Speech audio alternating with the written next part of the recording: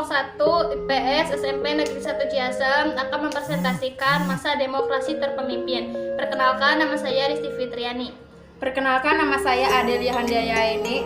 Perkenalkan, nama saya Alia Sari. Perkenalkan, nama saya Mutiara. Perkenalkan, nama saya Tanya Syaharani. Perkenalkan, nama saya Nurjana. Mari simak video berikut. Apa itu demokrasi terpimpin? Demokrasi terpimpin adalah sebuah pemerintahan demokrasi dengan meningkatkan otokrasi. Latar belakang demokrasi terpimpin. 1. Ketidakstabilan kehidupan politik masa demokrasi liberal, parpol saling menjatuhkan. 2. Kegagalan Dewan Konstituante dalam membuat UUD yang baru. 3. Presiden Soekarno merasa demokrasi liberal tidak cocok diterapkan. 1.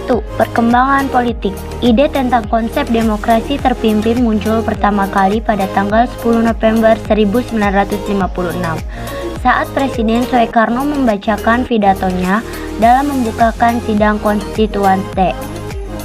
Demokrasi terpimpin mulai berlaku pada tanggal 5 Juli 1959 saat dekret Presiden dikeluarkan.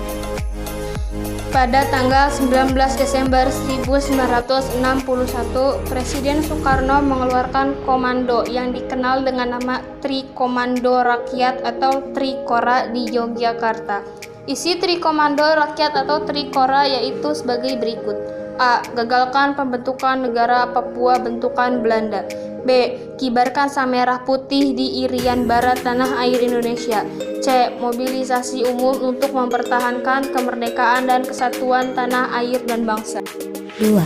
Perkembangan ekonomi. Pada masa demokrasi, terpimpin keadaan ekonomi dan keuangan Indonesia mengalami masa suram. Guna meningkatkan aktivitas perekonomian Indonesia, pemerintah mengambil beberapa langkah yang dapat menunjang pembangunan ekonomi Indonesia. Langkah-langkah yang ditempuh pemerintah untuk meningkatkan perekonomian Indonesia yaitu 1. Pembentukan Badan Perancang Pembangunan Nasional atau Bappenas. 2. Penurunan nilai uang atau devaluasi. 3. Deklarasi ekonomi atau dekon. 4. Merencanakan pembangunan nasional.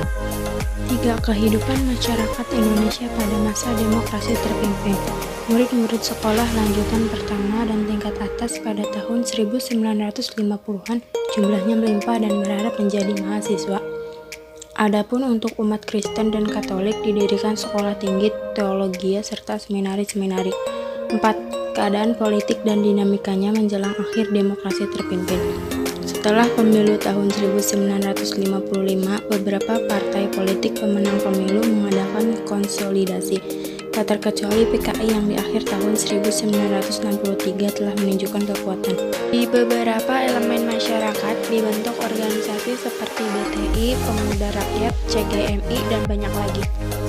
Pada bulan Januari 1965, PKI mengajukan gagasan angkatan kelima berisi tuntutan agar buruh dan tani disenjatai. Alasannya untuk menggalang kekuatan guna menghalangi Nekolim Inggris dan Rangka Dwi Kora. Pada bulan Mei 1965, PKI melemparkan desas-desus Dewan Jenderal dalam AD. Dewan Jenderal bermaksud merebut kekuasaan dengan bantuan Amerika Serikat. Dokumen yang kemudian diduga palsu atau rekayasa dan ditemukan di rumah dubes Inggris bernama Gilchrist. Menunjukkan keterlibatan AD, rupanya dokumen palsu itu dijadikan pegangan untuk membersihkan TNI AD.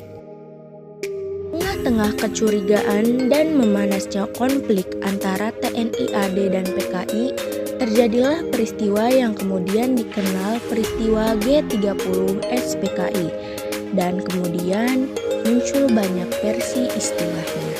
Pada tanggal 30 September 1965, mereka bergerak menculik dan membunuh para perwira TNI AD.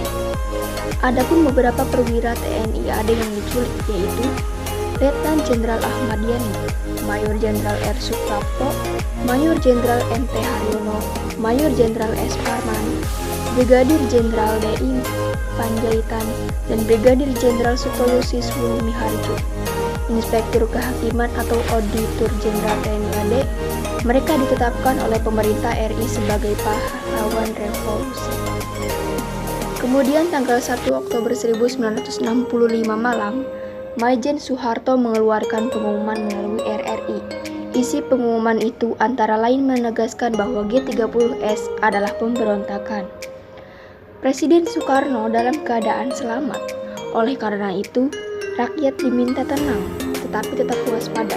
Dan awal Oktober 1965, keadaan Jakarta sudah dapat dikendalikan dan dipulihkan.